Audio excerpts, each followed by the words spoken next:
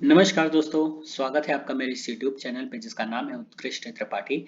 तो आज हम बात करने वाले हैं 1784 का जो पिट्स इंडिया एक्ट आया था उसके बारे में। देखिए हुआ क्या कि भारत में ईस्ट इंडिया कंपनी स्थापित हो चुकी थी। अब इस ईस्ट इंडिया कंपनी के कार्यों को और नियंत्रित करने के लिए, इसकी पकड़ को भारत में और मजबूत बनाने के लिए ब्रिटिश संसद क्या करती थी, ब्रिटिश सरकार समय समय पे नियम और कानून पास करती थी।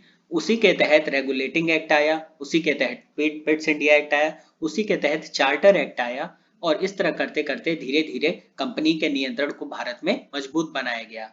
तो जो 1773 का रेगुलेटिंग एक्ट आया था उसमें कुछ कमियां थी। उन कमियों को दूर करने के लिए पिट्स इंडिया एक्ट को लाया गया।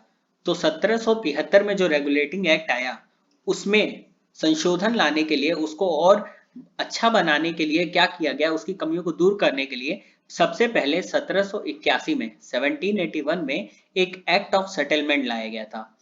ठीक है, 1784 से भी पहले 1781 में एक एक्ट लाया गया था जिसमें 1773 की कमियों को दूर किया गया था। उस एक्ट का क्या नाम था? Act of settlement. उसके बाद 1781 के बाद 1784 में 1784 में पिट्स इंडिया एक्ट को लाया गया। क्यों लाया गया? 1773 में जो रेगुलेटिंग एक्ट आया था उसकी कमियों को दूर करने के लिए। इस अधिनियम की कुछ विशेषताओं के बारे में हम बात कर लें तो इसमें क्या हुआ कि पॉलिटिकल और कॉमर्शियल फंक्शंस को एक दूसरे से पूरी तरह अलग कर दिया गया। इसके पहले वाले वीडियो में हमने पढ़ा था कि 1773 के रेगुलेटिंग एक्ट में कोर्ट ऑफ डायरेक्टर्स या निदेशक मंडल की स्थापना की गई थी। और यही कोर्ट ऑफ डायरेक्टर्स क्या करते थे कि इन व्यापारिक मामलों को, इन कॉमर्शियल फंक्शंस को देखते थे। यानी व्यापारिक मामले कोई और देखेगा और राजनीतिक मामले कोई और देखेगा। तो इससे किस चीज का फॉर्मेशन हुआ? इससे फॉर्मेशन हुआ द्वैध शासन, जिसको डायरकी कहते हैं। तो सबसे पहले डायरकी कहां से शुरू हुई? यहीं से शुरू हुई।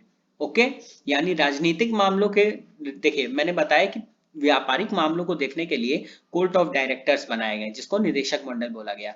और राजनीतिक मामलों को देखने के लिए, पॉलिटिकल इश्यूज को देखने के लिए किस चीज को बनाया गया? तो नियंत्रण बोर्ड या बोर्ड ऑफ कंट्रोल को बनाया गया। दोनों एक दूसरे से अलग हैं। कोर्ट ऑफ डायरेक्टर और बोर्ड ऑफ कंट्रोल एक दूसरे से अलग हैं। बोर्ड ऑफ कंट्रोल क्या करता था? ये पॉलिटिकल इश्यूज को देखता था, जबकि कॉमर्शियल इश्यूज को कौन देखता था? कोर्ट ऑफ डायरेक्टर्स देखते थे। ओके, यहीं से सबसे पहले द्वैध शासन की शुरुआत भी हुई। अब ये नियंत्रण बोर्ड का काम क्या था? मैंने बताया तो पॉलिटिकल इश्यूज को देखने के लिए, लेकिन इसके अंतर्गत क्या काम करता था ये?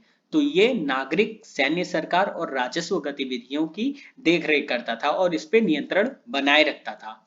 अधीक्षण का यहाँ मतलब होता है सुपरिटेंडेंस। ओके, तो ब्रिटिश नियंत्रित भारत